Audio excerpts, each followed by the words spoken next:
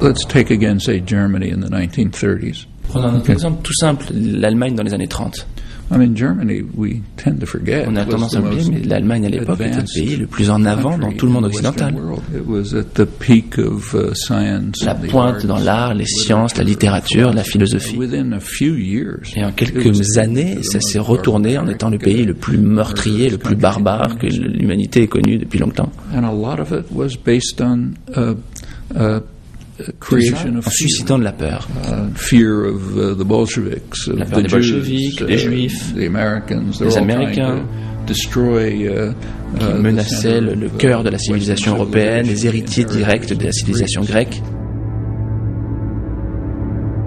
Il suffit de voir les règles du ministère de la propagande allemand à l'époque, c'était très simple. Il suffit de prendre des mots simples, les répéter encore et toujours, les associer à des peurs, les associer à des sentiments.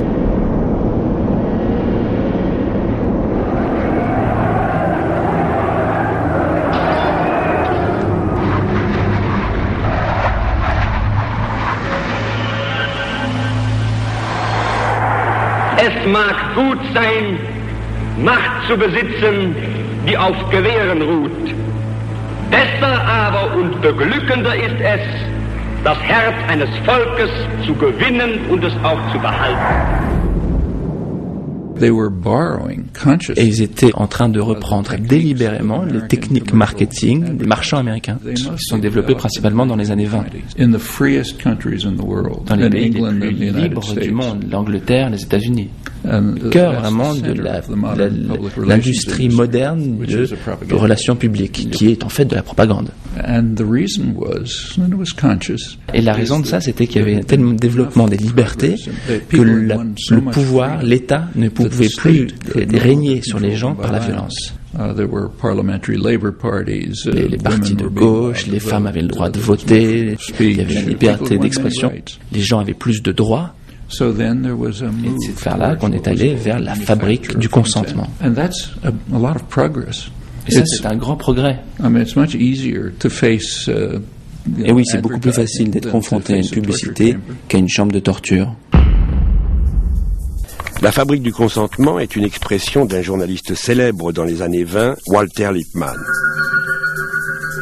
Fabriquer du consentement, c'est-à-dire obtenir l'adhésion et la soumission de l'opinion en créant des illusions nécessaires. Des illusions qui peuvent être la création de besoins artificiels ou bien, au contraire, la création de peur, d'insécurité ou de terreur. Bref, des illusions qui créent des désillusions. Pour Walter Lippmann, entre autres, le peuple est un troupeau égaré, un troupeau dérouté, bien trop émotif, bien trop incapable de s'occuper de ses propres affaires et qui doit être encadré, contrôlé et conduit par une avant-garde, une élite de décideurs éclairés. Les gens doivent être détournés vers des buts inoffensifs.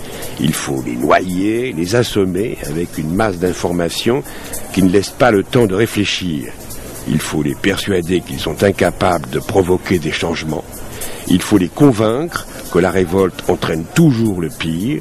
Il faut les faire voter de temps à autre, leur donner l'illusion de décider, l'illusion nécessaire.